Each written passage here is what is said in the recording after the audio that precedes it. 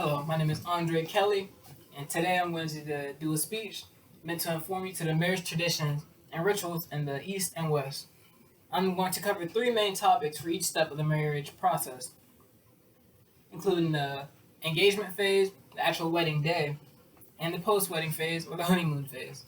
So basically, in this speech, I will tell you about the way that the East and Western places handle things like engagement, wedding day, and post-wedding days, like honeymoons. The first point I'll talk about is the way that Eastern places handle the engagement phase. Places in the East handle the engagement phase a bit differently than places such as in the West and North. In this culture, it isn't uncommon for a man to prepare a husband for his daughter. This is done for three reasons: wealth, standing, or influence. In an article by Abdul Kahir Raja, he says in South India, for example, the essential ritual that they do is the exchanging of tattoo, also called an engagement plate. These things would usually include stuff like coconut, turmeric, flowers, betel nuts, and leaves. Interestingly, the date is set using the couple's individual horoscopes. While in North India, the tradition is also a bit different than its counterpart. They do a thing called a Sangeet and Talak. Here, the main point of this one is to introduce the bride to all her new family members with music and entertainment. Another part of this ceremony is to put talak, or red powder, which symbolizes auspiciousness, on the groom's forehead by his bride's future family members with a vow to take care of her.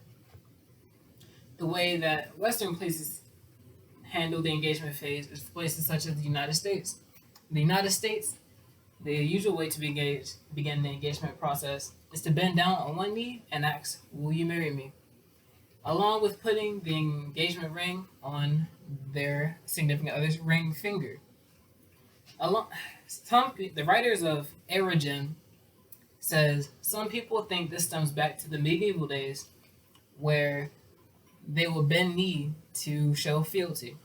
So it's almost like a knight pledging to his queen when you think of it that way.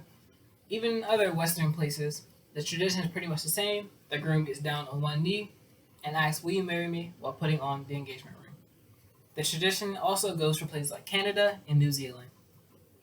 The next point I will talk to you about is how the East and West handle the wedding day. To start off, I'll say how the wedding day is handled in Eastern places. In the East, there are many ways that they celebrate this joyous day, depending on their culture. In places like Jordan, it is said that the wedding celebrations last about a week, and they usually start with a gathering of close friends and family. Each day that passes to the wedding day, they invite more friends and family to each gathering until it's the actual wedding day. An article by Meb even says, once the day has arrived, traditionally before the wedding, the groom is taken to a bathhouse by his friends and freshened up for the day while celebrating with them through jokes and things like that. But it is less common in today's times. Once they are ready, they go to the house of the groom's parents where it takes place. Another article by Marta Babinska says that among the Middle Eastern Christians who have been immigrating from Turkey, Syria, Lebanon, and Iraq since the 1960s, and which today's numbers 120,000 individuals, marriage is a very serious business, a permanent union between spouses and their respective families, which basically says that even immigrants from other places will keep up their traditions wherever they live now. The next point is the way the wedding is handled in Western places. The wedding in the United States is pretty much known by everyone. In the article by The Knot, it says these weddings, the bride and groom will have a big reception with all their friends and family invited. It will be a themed wedding, whether it be in color or aesthetic. These weddings would include a priest to make everything official, and the bride and groom walking down the aisle to finish everything off with a kiss. For the groom, they would get to have people called groomsmen, with one of them being the best man, who is usually the best friend or the closest person to the groom. While the bride has people called the bridesmaids. The bride would get walked down the aisle by her father, almost as a way of giving her off to her husband to be taken care of, where the loving couple would say their vows to each other and officially get married. Cutting the cake is a common thing to do after the kiss, almost like a cherry on top to the wedding. While researching weddings in the West, I found an article by Matthijs Kalmgren, it says in the Netherlands, I analyzed three characteristics of the contemporary Western marriage ceremony. A. Whether couples give a party. B. Whether couples have their marriage consecrated in the church. And C. Whether couples go away on a honeymoon. This just goes to show that even in other Western places, the rituals are all pretty much similar. I will say that places in the West are becoming more used to same sex marriage as more and more people are starting to do them in today's times. In the past, people were very against same sex marriage, as most of them likely viewed them as wrong. Shown in this article by James Charlson back in 1993, and it said the majority of Americans, however, disapprove of gay marriage. I will now talk about how East and West handle the the post-wedding and honeymoon phase.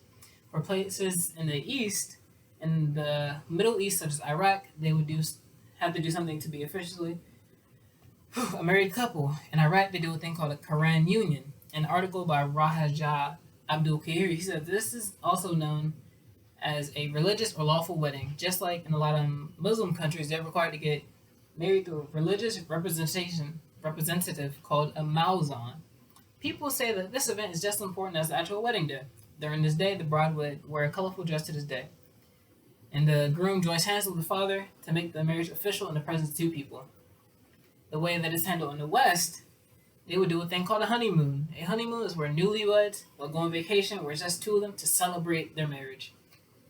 An article by Diana Curley, the term honeymoon comes from the etymology of Old English honeymoon, which honey is represented to the infinite period of tenderness and pleasure by a newlywed couple, while moon talks about the fleeting time the sweetness will last.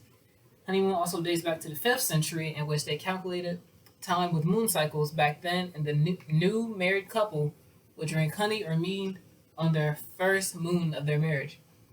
It was also not always that way. People often traveled to visit friends and family that could not make it during this time also. This was done in 19th century Britain.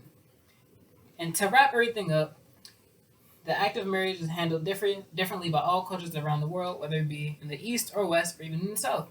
And they all do different things to engage, wed, and celebrate the occasion. The most important thing to be learned is that in the end, it's all just a joyous occasion in which two people become a unit through matrimony that focuses on love and family.